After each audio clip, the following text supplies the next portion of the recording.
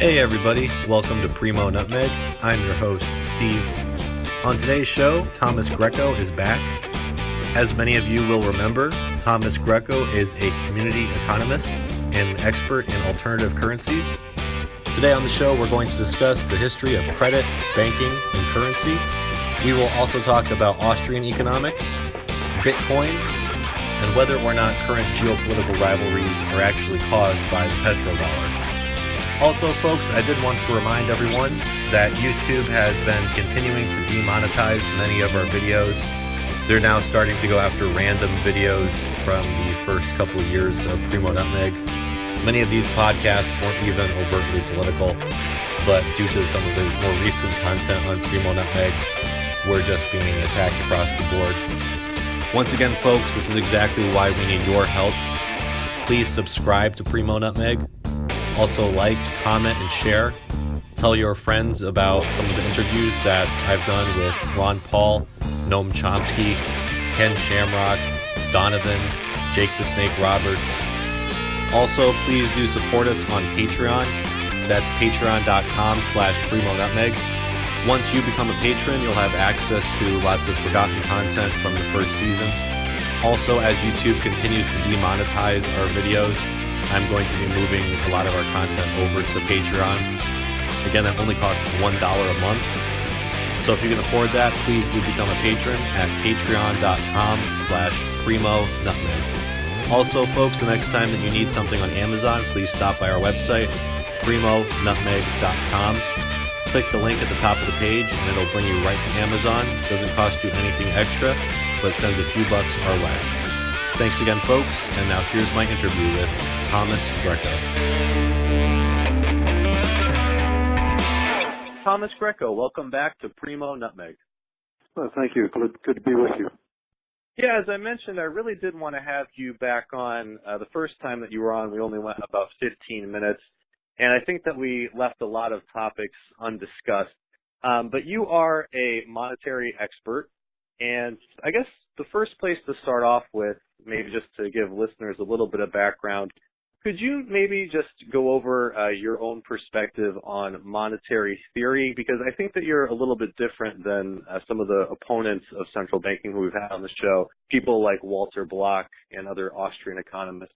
Could you maybe just give a little bit of a summary of your own philosophy of monetary theory? Sure. Yeah, you're right.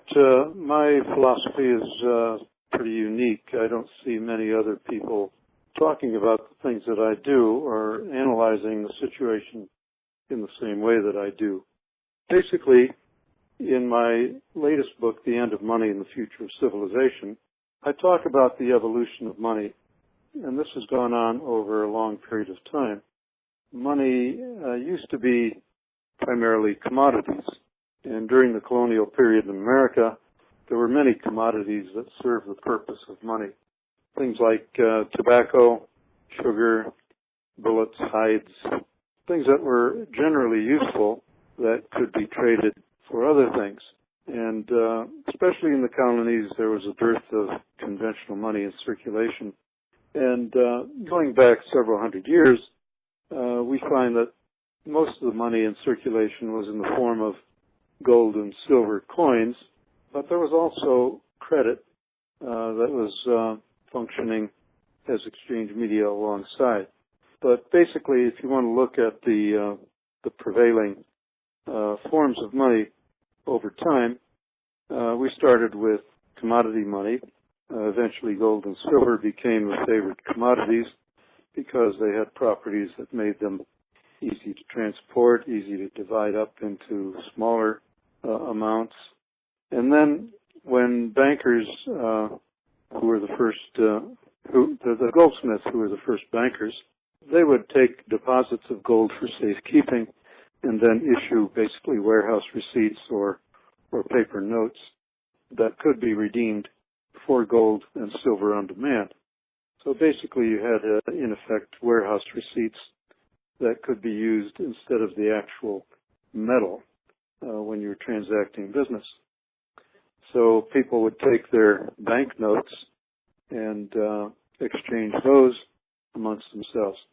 And when the bankers realized that not many people came for their gold, they thought, well, maybe we can issue more banknotes than we have actual gold to support. This wasn't necessarily a bad thing, as long as the banknotes were issued on sound collateral. So every bit of currency needs to be issued on a sound basis. That is, on the basis of something of value that people want. So we had this process of commodity money evolving towards symbolic money, which is the warehouse receipts that I mentioned, which then eventually evolved into credit money, where banks would monetize the value of collateral assets by creating banknotes and lending them into circulation.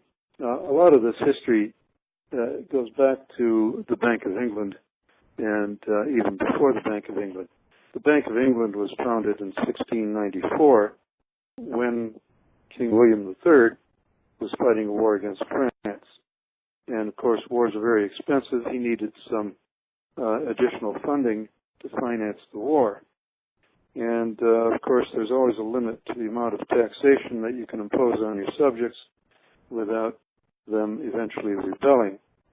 So William Patterson and his cohorts came to the king with a proposition, and it was basically this. They said, we will make sure you get the amount of money you need to fight your war if you will give us, the Bank of England, the privilege of printing banknotes and then lending them into circulation at interest.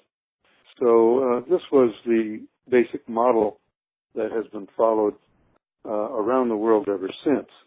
And in the United States, Alexander Hamilton made sure that we created a central bank in the image of the Bank of England, and this was in the form of the first Bank of the United States in 1791, which had a 20-year charter that eventually expired in 1811. Now, Congress at that point decided not to renew the charter, so the first Bank of the United States had to fold up operations. Some people say that the War of 1812, where the British came back to fight the Americans, was a result of that bank closure. So lo and behold, in 1816, the Forces for Centralized Control founded the Second Bank of the United States. Now, all of this history is very well documented. There are a number of references that I can cite. One of them is John Kenneth Galbraith's Money, Whence It Came, Where It Went. Now, Galbraith was probably the premier economist of the 20th century, maybe alongside Milton Friedman, and he's a very credible source. Also, Alexander Del Mar, in an earlier time, in the late 1800s, wrote A History of Monetary Systems, and also A History of Money in America. And then you had A History of Money by Glyn Davies, a British historian. So going back to the United States and the evolution of money and banking and central banking in the United States, with the creation of the Second Bank of the United States, we had a lot of power centralized in the hands of the banking establishment. And Andrew Jackson recognized this as a competing power with the elected government. And he was adamantly opposed to the Second Bank of the United States. And again, its charter ran for 20 years. It was supposed to expire in 1836. And when Jackson ran for re-election in 1832, one of his major platform planks was to kill the Second Bank of the United States.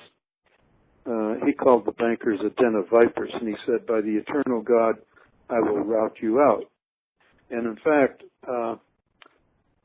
the Second Bank bill to recharter was passed by Congress, and Jackson vetoed it. So he is the single reason why the Second Bank of the United States had to close its doors in 1836. The last time that you were on the program, we did discuss the Panic of 1837, And you had mentioned how Biddle was somewhat responsible for that or behind that. And this panic often gets blamed on Andrew Jackson and blamed on the abolition of the second bank. So a lot of proponents of central banks will say, see what happens when we get rid of a central bank, you'll have a financial catastrophe like what happened in 1837. So could you maybe just go into a little more detail explaining how Biddle was behind this panic? Banks can crash the economy anytime they want by restricting the credit, which is basically the money supply. So as loans come due, if the money supply isn't kept adequate for people to service their loans, they default on their loans and go bankrupt. So this is clearly what happened with the closure of the Second Bank of the United States. Biddle and his cohorts basically crashed the economy. Now, what happened was that the federal government's deposits were then distributed amongst state banks in various places, and the detractors of that policy called them pet banks. But Jackson, didn't have that great an understanding of money, and so he bears a certain amount of blame because he didn't take action to get the government involved in creating a sufficient supply of money, which he could have done. And that's exactly what Lincoln did during the Civil War. He had the Treasury Department issue currency directly into circulation on the basis of the credit of the United States government. I'm not saying that's the best way to create money, but it certainly would have shifted power from the banking establishment to the elected government. Well, that being said, I did just want to maybe get into a little bit more of distinguishing the difference between the money supply and credit, because it seems as though they are tied together. So could you maybe just, again, go back a little bit and explain, when did credit really come into being? Was it when currency started being issued on gold reserves, or is the history of credit slightly different than the history of fiat currency? Well, I don't even use the term fiat currency because it's greatly misunderstood, and different people mean different things by that term. I can't say when credit came to the fore. I think credit has always played a role in the exchange of value, but as far as bank regulations are concerned, I think you might better consult the monetary histories that I cited earlier. What's important to me is the way the system works today and the way it has been working for the last 100 years or so. And basically, money is credit. The way money is created is when banks make loans. And that's been the case for a long time.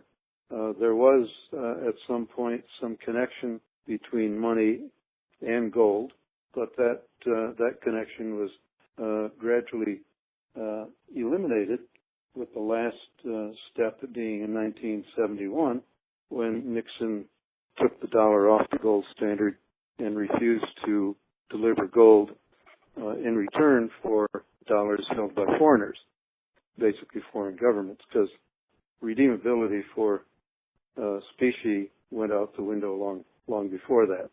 It was only governments that could settle claims against one another in gold for a period of time from about the 1930s, I believe, until Nixon closed the gold window.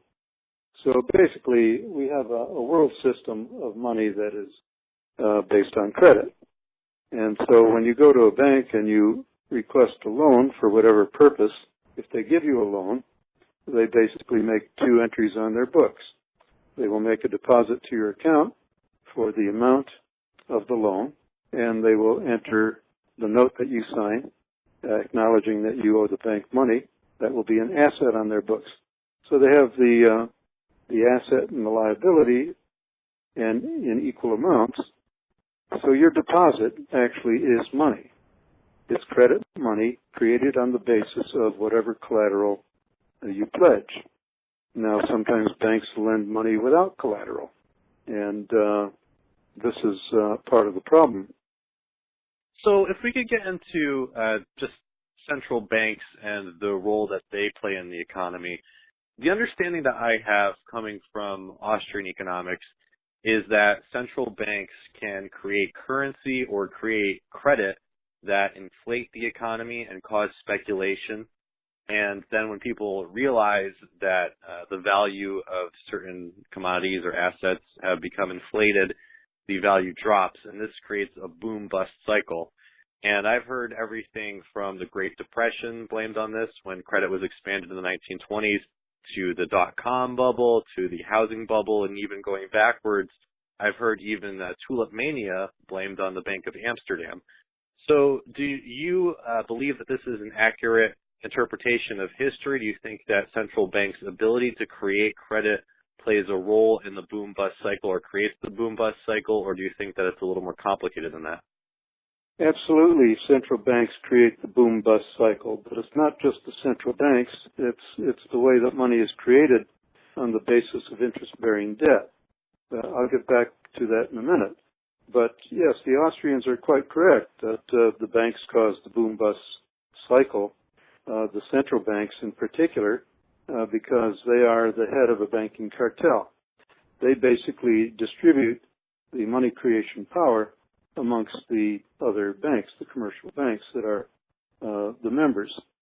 And so with the Federal Reserve, for example, you look at what they've been doing in recent years since the 2008 meltdown, a huge portion of the new debt, the bonds being issued by the U.S. government, have been purchased by the central bank. Now, what happens when a central bank purchases securities, whether it's government bonds or some other securities? Basically, they increase the money supply because they are putting money into the economy on the basis of nothing. Money should be created on the basis of goods and services that are in the market or shortly to arrive in the market. Now, when central banks monetize government debt, that's inflationary. One thing that I agree with Milton Friedman about, he said that inflation is always and everywhere a monetary phenomenon, which is exactly right. People misunderstand inflation. A lot of people think that inflation is simply the increase in the general level of prices. Well, that's price inflation. But price inflation has a cause, and that cause is monetary inflation. The monetary inflation ultimately results in increases in prices because when sellers see that there is an increasing apparent demand because of this superfluous money that's been put into circulation, they have no choice but to raise their prices if they're in a position to do so. Now, the big corporate companies are able to do that because they dominate markets, but the small and medium-sized businesses don't have that kind of market power, so they end up at the end of the line and are unable to raise their prices as quickly as the corporate vendors do. So the problem is that you have this process of debt money. Debt and credit are two sides of the same accounting package. So I call it the interest-based debt money system. And as I said before, money is created when banks make loans and they charge interest on those loans. So if the banks are increasing the money supply, which they have to do, by the way, and this is one thing that's unique about my take on this whole process. Very few people acknowledge that there is a growth imperative built into this money system. If you borrow $100 today from a bank at 10%, in 1 year's time you're going to owe $110. But the bank only created $100 to begin with when they gave you the loan. So if you had to pay that $110 back at the end of the year, where are you going to get the extra $100? Or the extra $10? That has to come out of your efforts in the market to earn enough. And if you earn that extra $10, it's going to come out of what somebody else borrowed, and it's going to impair their ability to repay their loan. So you have this growth imperative. Debt grows with the passage of time, but money grows only when banks make loans. So banks have to continually find new ways of expanding debt, either in the private sector or the public sector. And so when you look at the empirical evidence and you see total amount of debt, it's growing exponentially and has been for a long time. And that's why we had this 2008 financial meltdown, because the banks, in an effort to keep the money supply pumped up, were lending on the basis of real estate purchases. So mortgages were being given to anyone who could, as the saying goes, fog a mirror. And so with this relaxation of standards and the increased amount of money being created on the basis of mortgage debt and real estate transactions, you had an expansion in market prices of real estate, fed by this inflationary issuance of money. Well, eventually those loans, some of them started to go bad, and you had a lot of non-performing mortgage loans, and the banks were reluctant to recognize that these were in default, because once they do that, they have to repossess the properties, throw them back on the market, which then drives prices back down. So we've had several waves of debt expansion. When I was a student in college, there was no such thing as a student loan. You got through college by either working or getting help from your parents, and the cost of an education was a lot more reasonable back then. And prior to that, we had banks came up with an idea to buy now and pay later. So basically they increased consumer borrowing by offering people their heart's desire now instead of waiting to save up enough money to buy what you wanted. So before, you may have had to save your money to buy a car. Now you could put $100 down and buy one, and the bank would create money to finance the rest. So you had buy now, pay later. You had student loans. Then you had the dot-com bubble. Then we had the real estate bubble. So yes, we've had recurring bubble and bust cycles created by this debt money system, which is burdened with interest. When I hear you describe this, it kind of reminds me of how you hear people often criticizing the economy overall and saying that it constantly needs to grow, and they often blame that on greed or capitalism. But I wonder, is it perhaps, because the economy is so intrinsically related to currency and credit and banking, do you think that the constant need for expansion throughout the economy could be correlated to the need for expansion in banking and credit? Well, absolutely. I should have made that point more clear. The need for expansion of credit, the need for the expansion of debt, causes those in the market who are perceiving scarcity of money, causes them to try to increase their earnings by exploiting more of the earth.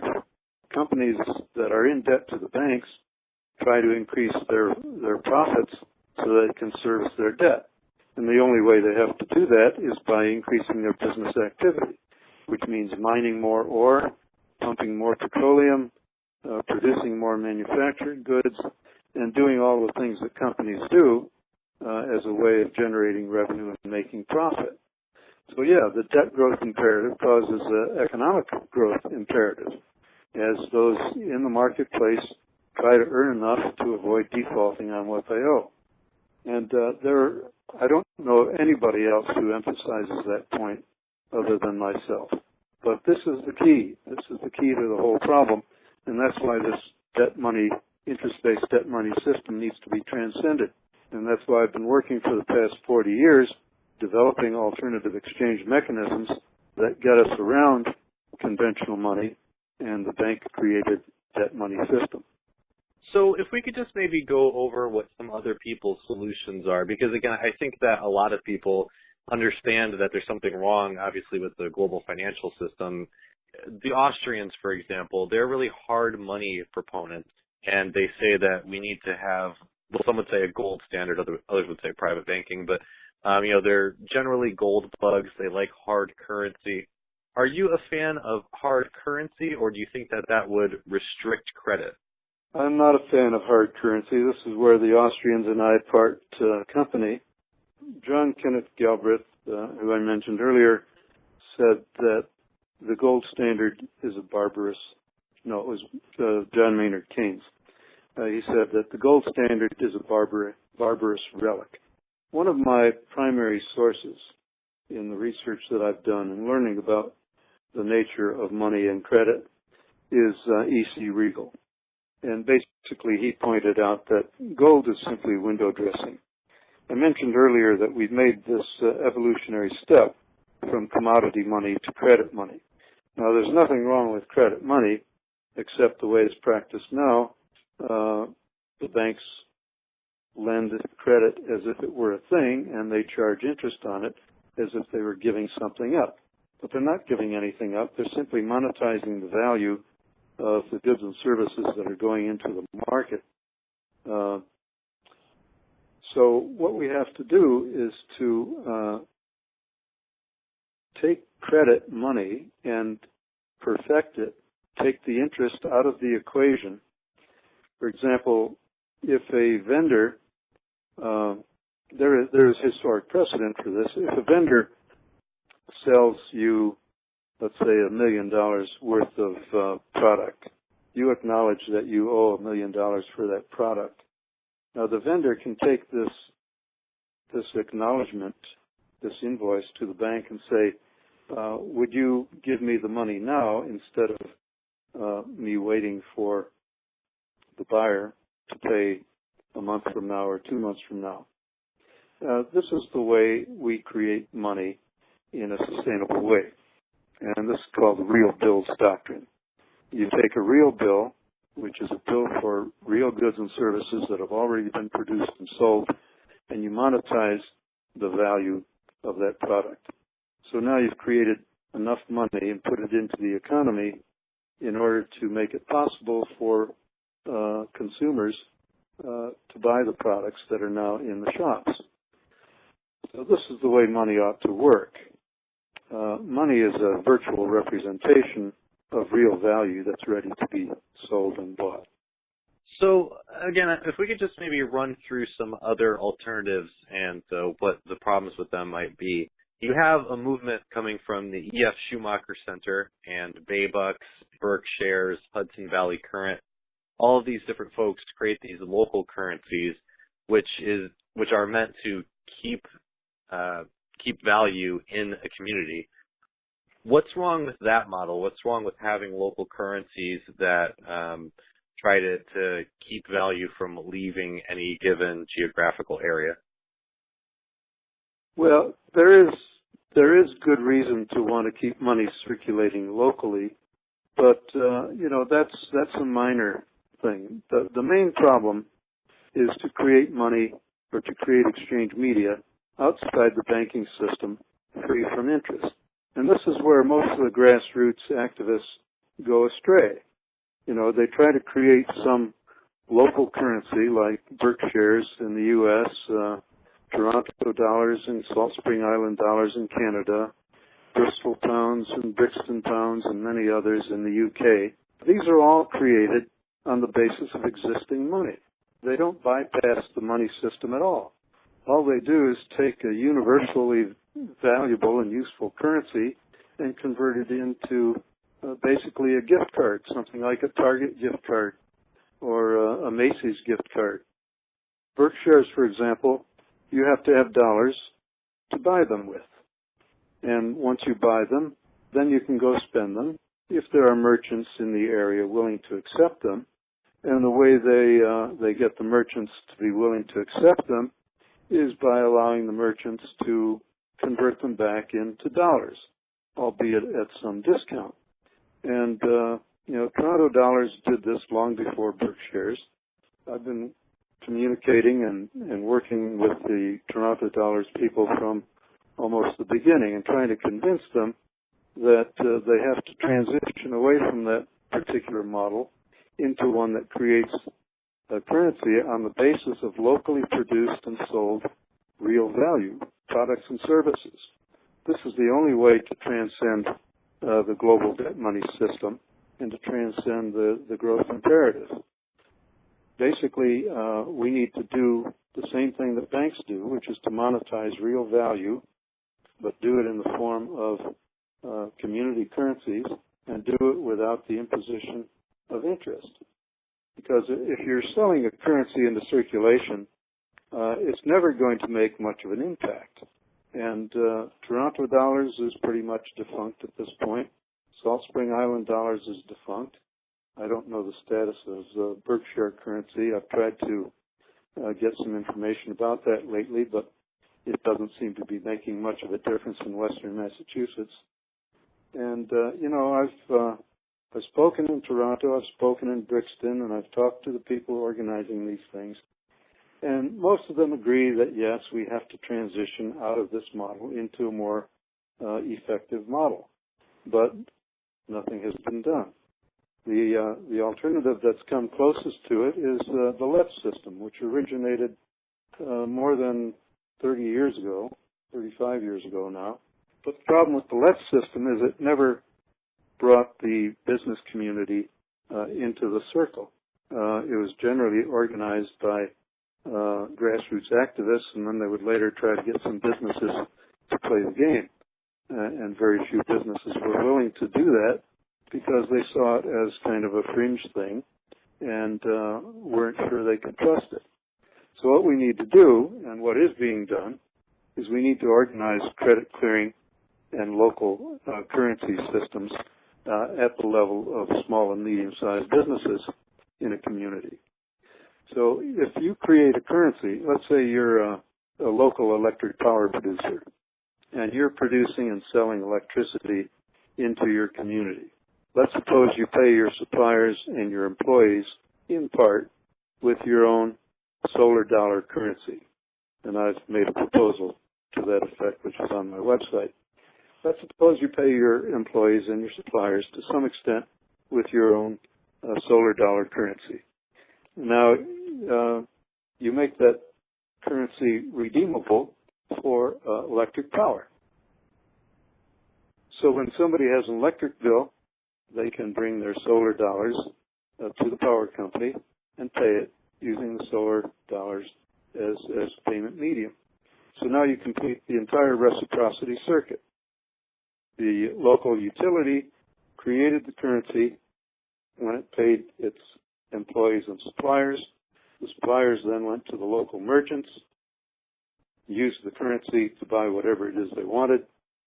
The local merchants exchanged it amongst themselves, and anybody with an electric power bill could then use it to pay that bill. So you have a completion of the reciprocity circuit.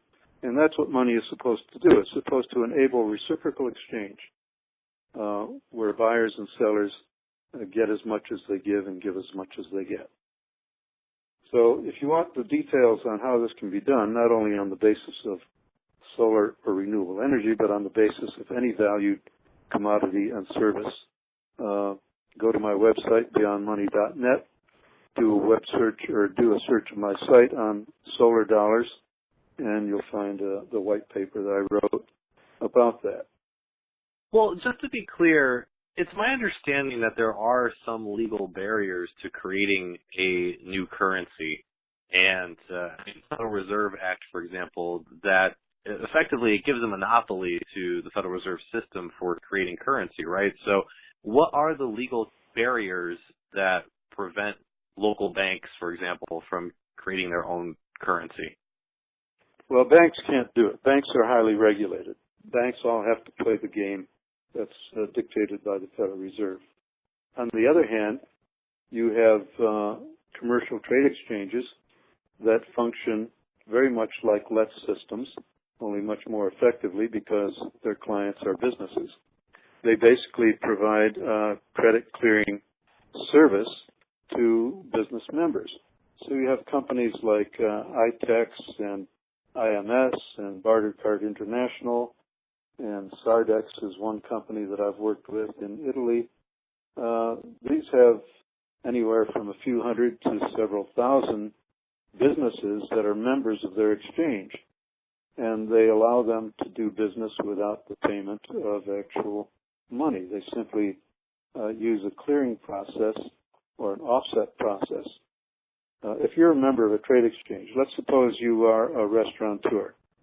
There are all kinds of businesses in the circle that provide, let's say, accounting services, electrician services, plumbing services, computers, things that you need. So if you are qualified for a line of credit, then you can buy those things that you need using what's called trade credit, which is the internal currency of a commercial trade exchange. And then that trade credit can circulate throughout the exchange. Basically, your account can go negative because you have a line of credit. So you buy something, let's say it's a computer for $3,000, your account goes negative $3,000. Then you sell some dinners at your restaurant, $20, $30, $40, $50 at a time, and eventually you bring your account back to zero. So when you sell something, your account is credited. When you buy something, your account is debited. So it's as simple as that. There's no need for any money.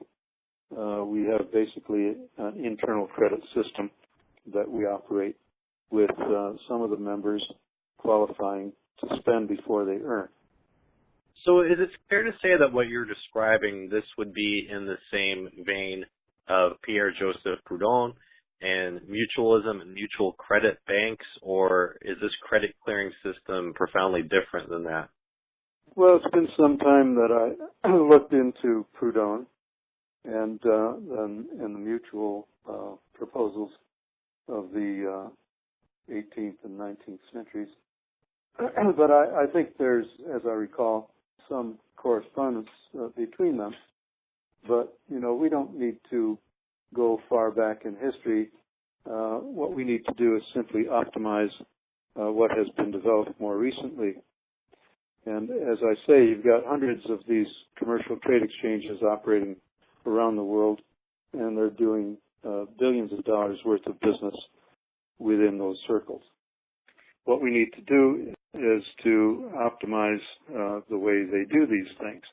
And I've written about that in my book, The End of Money and the Future of Civilization.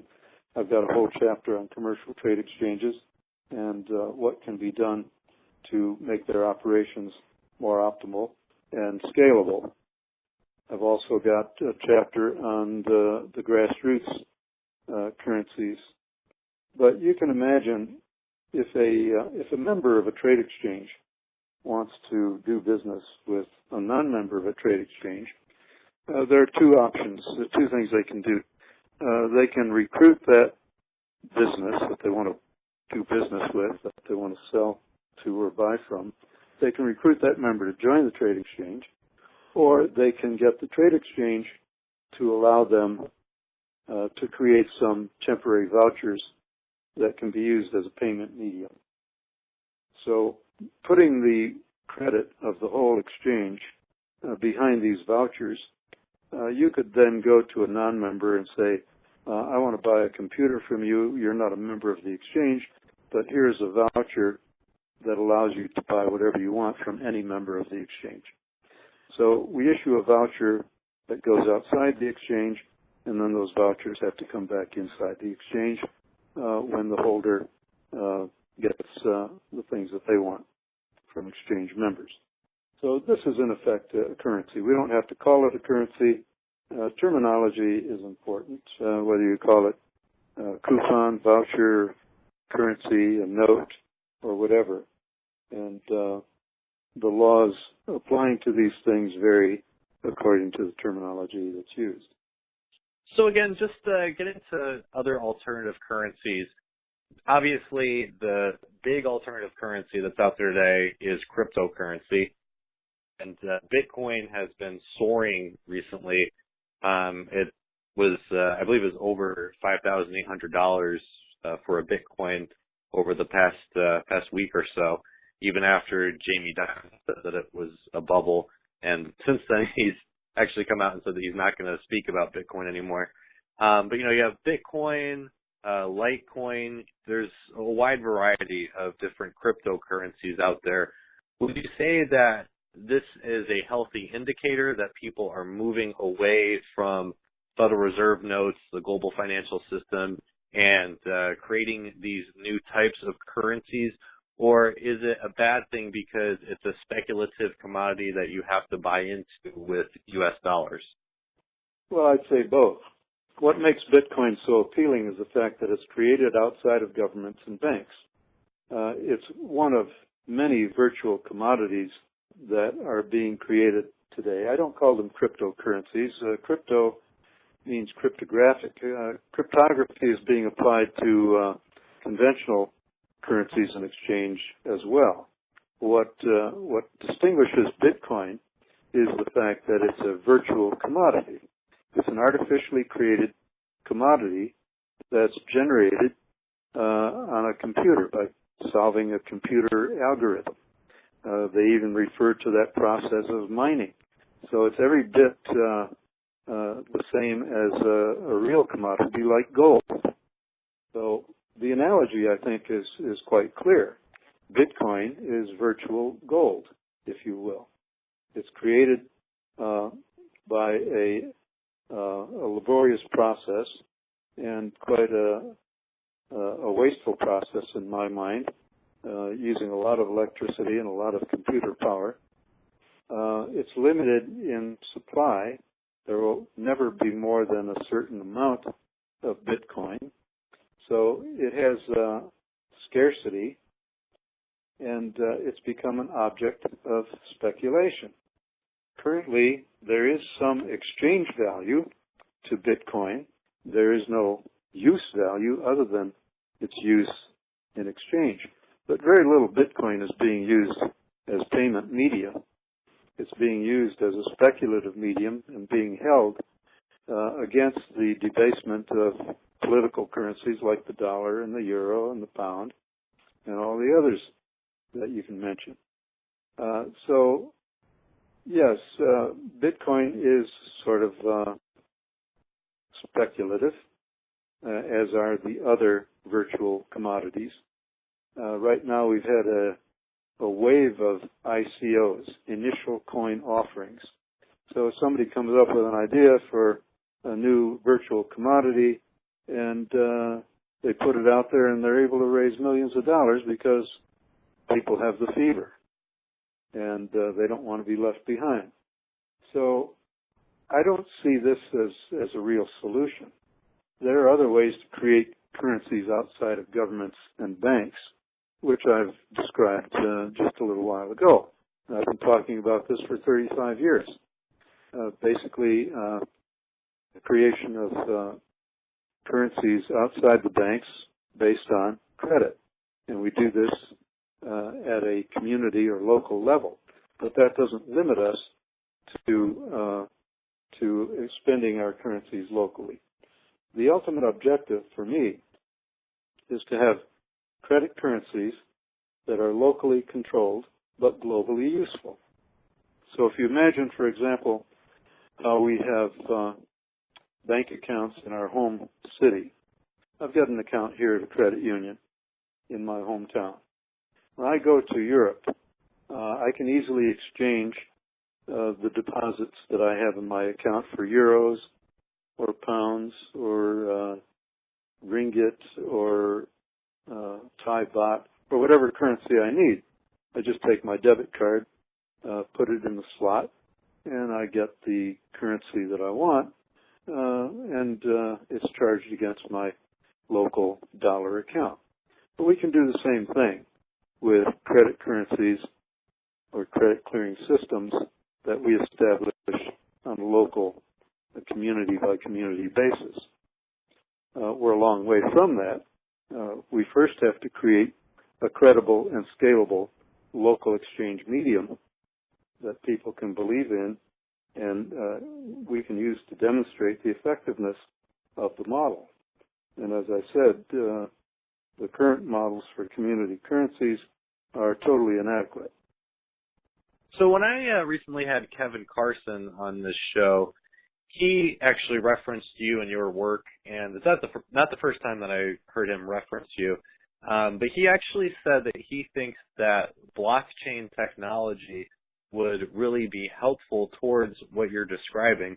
Again, I know you're not an expert in blockchain, but when you look at Bitcoin and all of these other different kinds of digital currencies, do you think that the model that they operate under, do you think that it could be useful towards the kind of system that you're describing?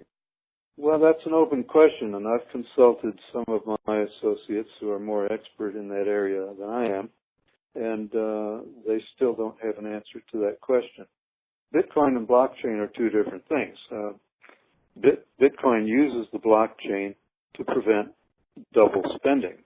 So along with the virtual commodity, the Bitcoin, you also have an information tag that goes along with it, which gives you the history of all the transactions of that particular virtual commodity. So yes, there is a lot of interest in blockchain technology, and I think it may very well have applicability to locally based credit exchange currencies and systems. But I can't say for sure at this point. It seems to add a level of complexity, and I'm not sure what additional functionality we get for that additional complexity.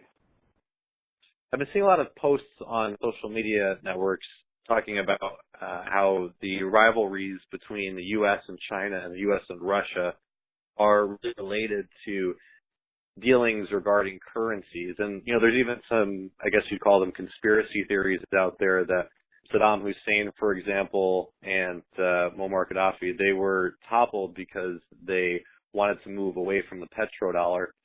Do you think that it's possible, given this sort of move towards a new Cold War, all of this sort of Russiagate conspiracy theories that we're hearing coming from the corporate media, do you think that that may be influenced by either things that actually are happening or things that could happen regarding currency and central banks?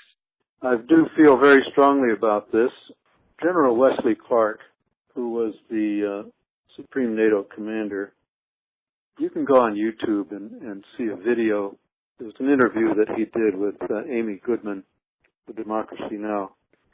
He revealed several years ago that about 10 days after 9/11, he was informed by one of the generals who had been one of his subordinates.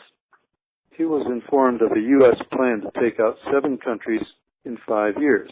And they were Iraq, Syria, Lebanon, Libya, Somalia, Sudan, and Iran. And we've seen how the dominoes have fallen. You know, we took out Iraq and killed Saddam Hussein, even though there was no connection whatsoever between the Iraqi government and 9/11. The agenda, that's the question. What was the agenda? Now, Clark and others point to the possibility that it had to do with oil. But, you know, some of these countries that I mentioned are not significant oil producers. So there's something else going on. And it's clear to me that what else is going on is that there's an attempt to bring the whole world into this global financial system. Now, Gaddafi was trying to organize a gold dinar currency, which would be a pan-Arab currency. And the powers that be that control politics in the world, which is mainly the money power, were having none of that. So Gaddafi had to go. Saddam wanted to sell his petroleum for euros. Saddam had to go. And likewise, all of these other countries that Clark mentioned, they are outliers. They are not playing ball. And so it's the same thing with Russia. You know, the media is pumping up this hysteria about Russia interfering in the U.S. elections, blah, blah, blah, and we've yet to see any significant evidence to that effect. And it's really pretty laughable when you think about it, how inconceivable it is that some outside country would be able to really influence or tip the balance in a U.S. presidential election. Not to mention the fact that the United States has been doing that elsewhere for a long, long time. So, yeah, I think the basic agenda is to pull every country in the world into this global financial regime. Now, Russia and China aren't so easy to kick around, so they pose a different kind of problem. And that's why we're having this reigniting of the Cold War against Russia. It's really quite rational what Russia is doing. They're trying to protect themselves. When the Soviet Union collapsed, there was an agreement, it may not have been in writing, but Gorbachev was assured that NATO would not expand to the borders of Russia. And yet that's exactly what's happened.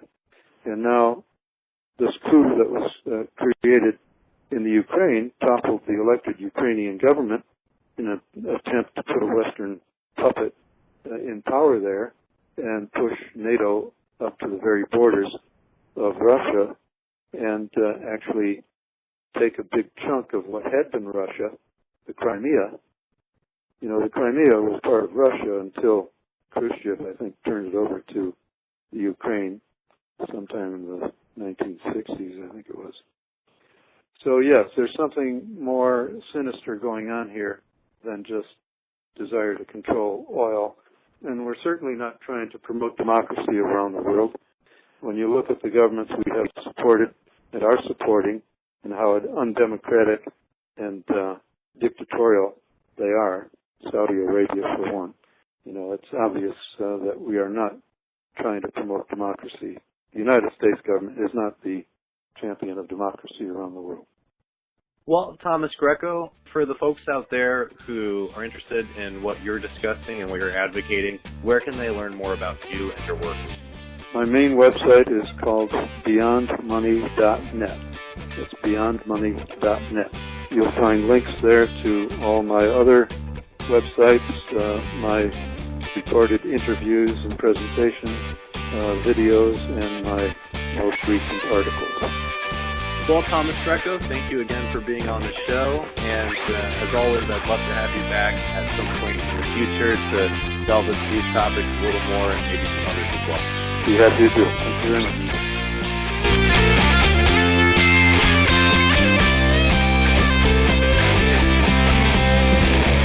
Thank you, everyone, for listening to this interview with Thomas Greco on Primo NUTMEG.